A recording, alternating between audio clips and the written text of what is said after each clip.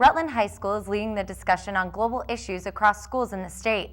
Last week, RHS held the first Global Issues Network conference in the state, welcoming guest speakers from a variety of backgrounds to address students and spark dialogue on how they can make a difference and leave an imprint. The morning kicked off with 3 RHS students welcoming keynote speaker, Green Mountain Power's Director of Communications, Kristen Carlson. She spoke about GMP's role here in Vermont, how it's working to push for more renewable energy in the state, and how measures the company takes here in Vermont has a global impact. The goal of the GIN conference is to encourage students to consider possible solutions for global issues and foster collaborative relationships. We've been working at the high school to develop this global studies concentration and to get more students taking action on global issues and to know more about global issues. So the conference seemed to fit really well.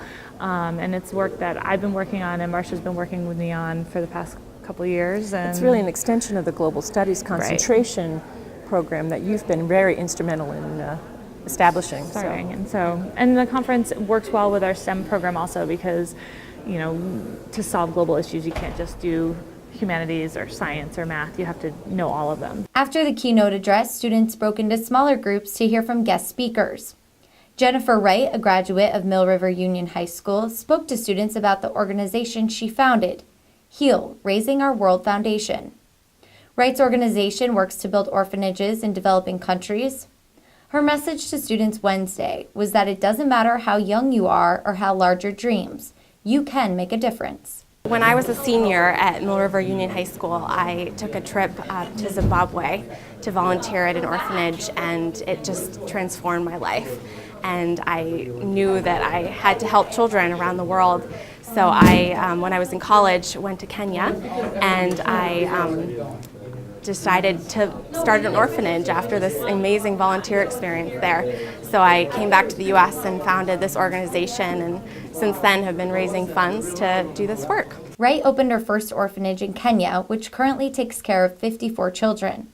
She also opened a high school with 46 students. I just want to show them today that they can do anything, that it doesn't matter how old you are, how much money you have, you can make a change. I believe we all have a part to play in making our world a better place, and I believe anyone can do that.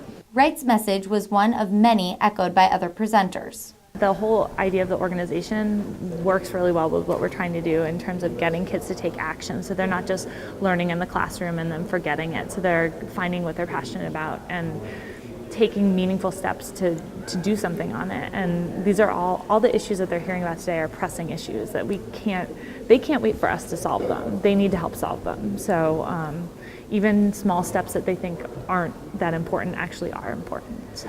Some of our presenters are students that are 16 and 17-year-olds that have done amazing things already.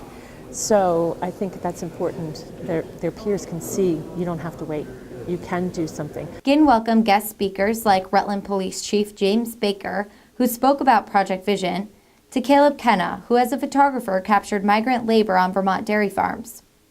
Student from Rutland High School's Environmental Club presented to their peers about different animal hides, their color and textures. Climate control and safe water solutions were also topics discussed in depth Wednesday. This is just the beginning.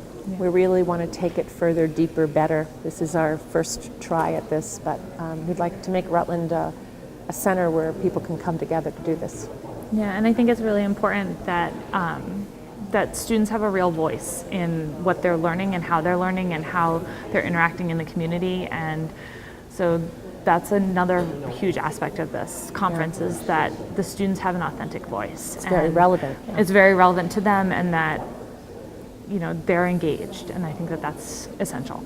Rutland High is hoping to host this conference annually going forward and invite more schools and other presenters to take part.